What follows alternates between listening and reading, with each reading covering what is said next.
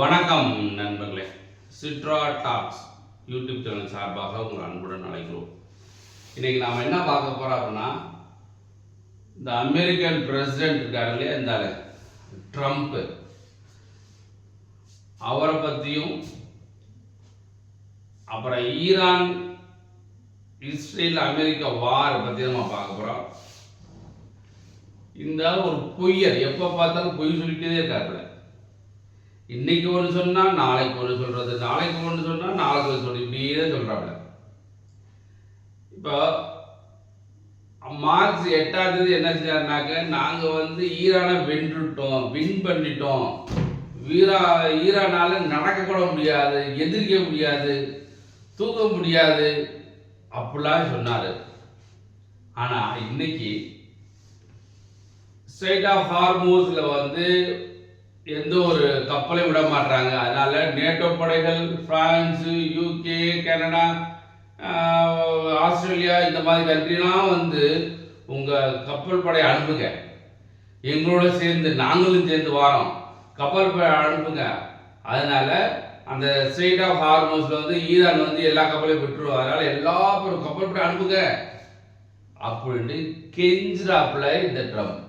யார்கிட்ட? NATO countries மற்றும் பிற கண்ட்ரிஸ், முக்கியமாக சைனாட்ட வேறு சொன்னாப்ல. சைனா, நீங்கள் இங்கே தானே கேஸாலாம் வாங்கிட்டு போகிறீங்க, நீங்களும் உங்கள் படையை அனுப்புங்க அப்படிலாம் சொன்னாப்ல. ஆனால் சைனா என்ன சொல்லிட்டாங்க, முடியாது, நாங்கள் வர முடியாது அப்படின்னு சொல்லிட்டாங்க. நேட்டோ கண்ட்ரிஸ் என்ன சொல்லிட்டாங்க அப்படின்னா, இது நீங்கள் நடத்தக்கூடிய வார், எங்கள் வார் கிடையாது, உங்கள் வேலையை நீங்கள் பார்த்துக்கங்க, நாங்கள் அனுப்ப மாட்டோம் அப்படின்னு நேட்டோ கண்ட்ரிஸ்மே சொல்லிடுச்சு. இந்த ட்ரம்புக்கு அவர் நினைச்சா அவனை பிடிக்க ஆரம்பிக்கிறது, இவன் தூக்கும் போது கெஞ்சிரு. ஸோ இதனுடைய கேரக்டர் அப்படித்தான், எப்போ பார்த்தாலும் அடுத்த சொத்தை எப்படி பார்க்கலாம். இப்போ என்ன செஞ்சா, வெனிசுலாவில் அந்த நாட்டு பிரசிடண்ட்டை கைது பண்ணி கூட்டிட்டு போயிட்டு அந்த கண்ட்ரியை பூரா ஆக்குபை பண்ணி அங்கே உள்ள பெட்ரோலியம், தங்கம் எல்லாத்தையும் கொண்டு போய் அமெரிக்கா கொண்டு போய் பணக்கார ஆளாக்குறது.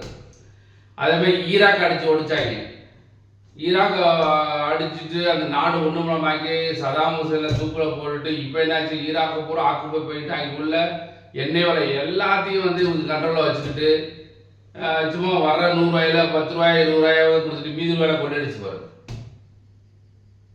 இந்த மாதிரி ஒவ்வொரு கண்ட்ரியையும் மிரட்டி அந்த வளத்தை பூரா கொள்ளையடிச்சு கொண்டு போய் தன் நாட்டில் வச்சுக்கிட்டு அங்கே பெரிய இராணுவத்தை உருவாக்கி, நான் தான் தாதா, நான் சொல்றதை நீ கேட்கணும், அவனுக்கு பிடிக்க அமெரிக்காவுக்கு பிடிக்கல உடனே தடை கொடுப்பான். உடனே என்ன சொன்ன, உடனே எல்லாத்துக்கும் 50% டேக்ஸ், உனக்கு 25%, நீ நாங்கள் ஏதோ கேட்குறியா, சரி உனக்கு 15%, இன்னைக்கு நாங்கள் ஏதோ கேட்க மாட்டியா, உனக்கு 50%. இந்த மாதிரி தாண்டோடித்தனமா, அதாவது அவன் நினைச்சதை செய்யக்கூடிய ஒரு ஆள் தான் இந்த ட்ரம்ப் அவர்கள். இவர் நான் நினைக்கிறேன், இந்த ட்ரம்ப் அந்த 4 இயர்ஸ் முடிக்குங்குள்ளேயும் வேர்ல்டு பல பிரிவா மாறும்னு நினைக்கிறேன். இந்த ட்ரம்ப் இந்த பீரியடை முடிக்க அமெரிக்காவை ரொம்ப அதெல்லாம் பாதாளத்துக்கு போயிடும் நினைக்கிறேன். வேற வழியில் என்ன, அமெரிக்கா இப்போதைக்கு எல்லா நாட்டு வளங்களை பூரா கொள்ளையடித்து தான் நாட்டில் வச்சுக்கிட்டு நான் தான் பெரியாள் அப்படின்னு சொல்லி எல்லாத்தையும் மிரட்டிக்கிட்டு இருக்காப்புல. நான் நினைக்கிறேன் இவர் பீரியட் ஒரு 3 வருஷத்துக்கு மேலே இருக்குது. இந்த 3 வருஷம் முடிவுக்குள்ளேயும் அமெரிக்கா ஒரு ஏழை கண்ட்ரியாக கூட மாறுறதுக்கு வழி உண்டு. ஏன்னா எல்லா கண்ட்ரிஸுமே இவருடைய சுயரூபம் தெரிஞ்சிச்சு. அமெரிக்காவின் சுயரூபம், முக்கியம் இந்த ட்ரம்ப்போட சுயரூபம் என்னன்னா, அவருக்கு தேவைப்பட்டா எனக்கு வேணும். இப்போ வந்து கிரீன்லாண்டு அமெரிக்கா பக்கத்தில் இருக்கு, அது கிரீன்லாந்து வந்து வேற கண்ட்ரியோட கண்ட்ரோல். எனக்கு கிரீன்லாந்து கொடுத்துரு, அப்பத்தே சரி வரும். இல்லைன்னா நான் ராணுவத்தை அனுப்பிச்சு பிடிச்சிருவேன். நேட்டோ கண்ட்ரிஸ்ல நீ எனக்கு தேவையில்லை, நீ எனக்கு தேவையில்லைப்பா, ஓ வேலை நீ பார்த்துக்க அப்படி சொல்லிட்டு இப்போ போய் கெஞ்சிரு. அதே மாதிரி ஆப்கானிஸ்தானவே எனக்கு அதை கொடுக்கலன்னா உன்னை அடிச்சிருவேன். ஏற்கனவே தோத்துட்டு தான் இங்கே ஆப்கானிஸ்தான் ஓடினாங்க அமெரிக்கா.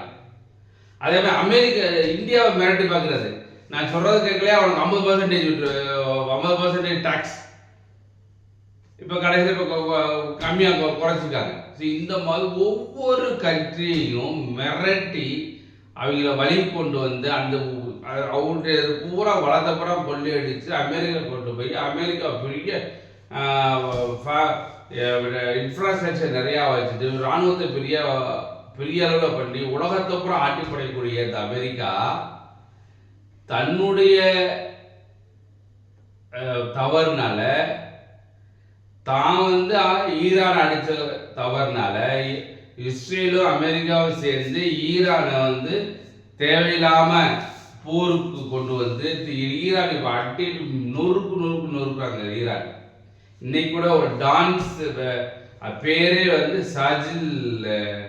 சாஜித் நினைக்கிறேன் பேரு, அந்த ஏவுகணைக்கு பேரு, அது பேர் டான்ஸ் ஏவுகணை அப்படின்னு சொல்றாங்க, டான்ஸ். அது வந்து அந்த ஏவுகணை வந்து 2000 கிலோமீட்டருக்கு அளவுக்கு வந்து அடிக்குமா. அந்த ரேடாரை வந்து அதை கண்டுபிடிக்க முடியாது, டான்ஸ் பண்ணி போய் வந்து ஏவுகணை வந்து ஆகும்.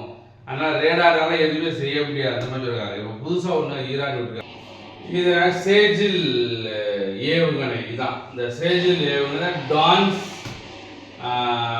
ஏவுகணை. ஈரான் வந்து இஸ்ரேலுக்கு அனுப்பி அங்கே வந்து ஏவுகணை தாக்காது.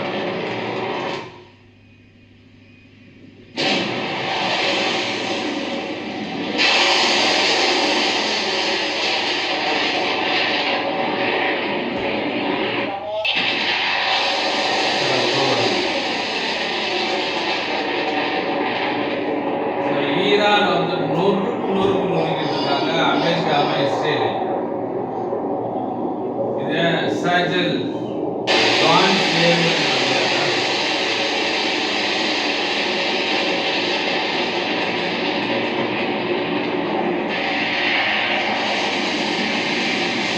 அதனால ஈரான் வந்து ஏகப்பட்ட ஏவுகணை, ட்ரோன் ஷாட்டு இந்த மாதிரி பண்றதுனால அமெரிக்கா அரண்டு போய் கிடக்கு.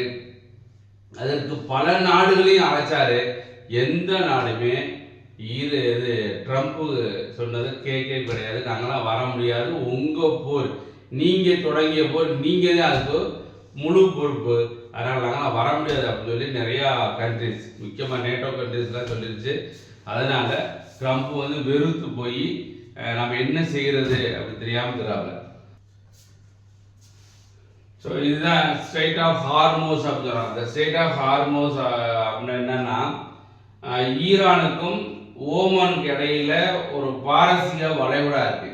அந்த பாரசீக வளைகுடால வந்து ஒரு 21 மைல், அது 33 கிலோமீட்டர் அகலம் கொண்ட ஒரு சின்ன பகுதியில், அதை வந்து எல்லா கப்பலுமே அதில் போகணும். அதில் வந்து ஈரான் வந்து எந்த கப்பலுமே அனுப்ப முடியாது அப்படின்னு சொல்லி எந்த கப்பலும் அனுப்பலை. அதில் சீனாவுடைய கப்பலையும் இந்தியா கப்பலை மட்டும்தான் அனுப்பிச்சிருக்காங்க. இங்கே இந்தியா வந்து அந்த நாட்டின் அதிபரோட வந்து பிரைம் மினிஸ்டர் மோடி அவர்கள் பேசினாங்க. அந்த நாட்டோடைய வெளியுறவுத்துறை அமைச்சர் வந்து நம்ம வெளியுறவுத்துறை அமைச்சர் ஜெய்சங்கர் பேசுறாரு. அந்த பேசினால 2 எல்பிஜி, அதாவது கேஸ் ஏற்றிட்டு வரக்கூடிய 2 கப்பல் நேற்று கடந்துச்சு. அந்த ஸ்ட்ரெயிட் ஆஃப் ஹார்மோஸ் கடந்து இப்போ இந்தியாவுக்கு வந்துருச்சு.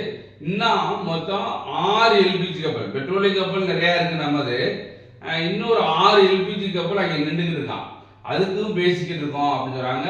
அதனால வெகு விரைவில் அந்த கப்பல் வந்துச்சுனாக்க நம்மளுக்கு தட்டுப்பாடு குறையிறதுக்கு வாய்ப்பு இருக்கு. இதுதான் ஸ்ட்ரெயிட் ஆஃப் ஹார்மோஸ் பகுதி தான். As we have not yet received any such requests to dispatch escort ships, it is difficult. இவங்க வந்து ஜப்பான் பிரைம் மினிஸ்டர் அவங்க என்ன சொல்லிட்டாங்க, நாங்கள் வந்து அனுப்ப முடியாது, இப்போ எங்களுடைய நிலைமையில நாங்கள் அனுப்ப முடியாது, ரொம்ப டிஃபிகல்ட்டு, அதனால் அனுப்ப முடியாதுன்னு சொல்லிட்டாங்க. இவங்க ஜப்பானுடைய பிரைம் மினிஸ்டர். இவர் வந்து ஆஸ்திரேலியாவோட பிரைம் மினிஸ்டர். இவரும் என்ன சொல்லிட்டாரு அப்படின்னா, நாங்கள் வந்து அனுப்ப முடியாது, எங்களுடைய போருக்கு அப்புறம் அனுப்ப முடியாது அப்படின்னு சொல்லிட்டாங்க. சவுத் கொரியாவும் will decide after careful review. இப்போ நாங்கள் கன்சல்ட் பண்ணிக்கிட்டு இருக்கோம், நாங்கள் சவுத் கொரியா சொல்லியிருக்காங்க, நாங்கள் கன்சல்ட் பண்ணிக்கிட்டு இருக்கோம், கன்சல்ட் பண்ணிவிட்டு நாங்கள் டிசைட் பண்ணுறோம் அப்படிங்கிறாங்க. இவர் வந்து ஸ்ட்ராமர், இவர் prime minister of UK, United Kingdom. இவரும் என்ன சொல்லியிருக்காரு அப்படின்னா, நாங்கள் அனுப்புகிற சூழ்நிலை இல்லை அப்படின்னு இவரும் சொல்லியிருக்காரு, நாங்கள் அனுப்புறதுக்கு வாய்ப்பு இல்லை அப்படின்னு சொல்லியிருக்காரு. இவர் பிரைம் மினிஸ்டர் ஆஃப் இங்கிலாந்து. இவர் Canada prime minister. Canada prime மினிஸ்டருமே வந்து பண்ண முடியாது அனுப்புன்னு சொல்லிட்டாங்க. இவர் வந்து சைனாவுடைய அதிபருமே நாங்கள் அனுப்புறதுக்கு வாய்ப்பு இல்லை அப்படின்னு சொல்லிட்டாங்க. அதனால் நிறைய கண்ட்ரிஸ் வந்து நாங்கள் அனுப்ப முடியாது அப்படின்னு சொல்லிட்டாங்க. அதனால் இவருக்கு ரொம்ப என்ன சொல்லலாம், கெஞ்சி கேட்டுமே யாருமே ஒரு சொல்கிறதுக்கு செவி கொடுத்து கேட்கறாரு.